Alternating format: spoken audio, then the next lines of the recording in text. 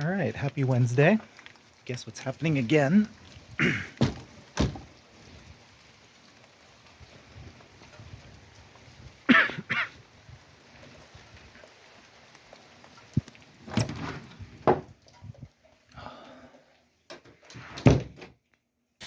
In other news, I was reminded that the view layer is a helpful tool. So I messed around with this like earlier last year, and it gave me some ideas, but I was still kind of unclear as to how to use it, and I kind of returned to that level of education as far as that area goes, because I just haven't used it, you know?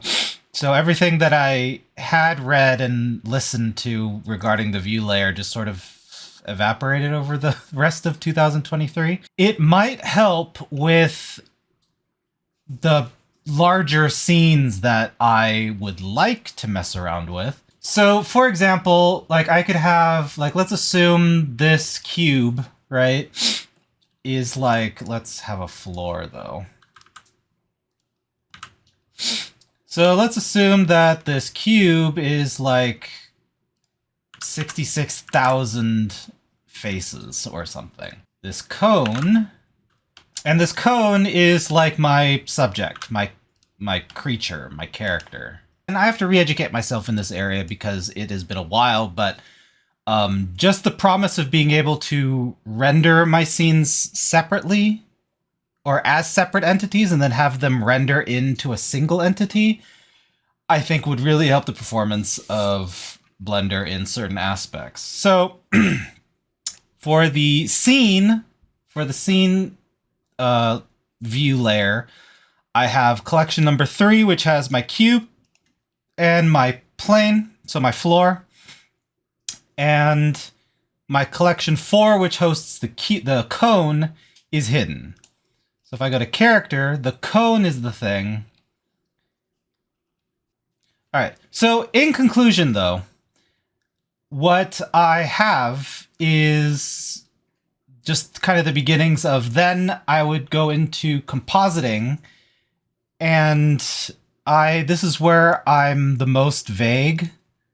I would ask Blender to then locate both of these view layers and composite them into one thing. But that's kind of what I've been messing with. Just a way to sort of separate and not make Blender so dense with data and calculations and such, you know?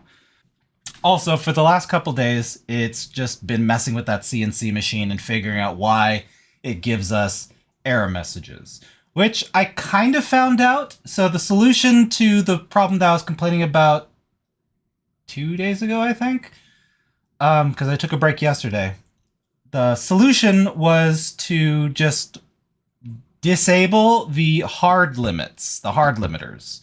So we have hard and soft limiters. We kept the soft limiters so that the machine wouldn't like break itself when I tried to zero out the X and the Y axis. But the hard limiter is the thing that will stop and arrest the machine in progress if it senses any sort of anomaly. Like if there's too much shaking or if the axis kind of goes askew, then it'll just be like, stop.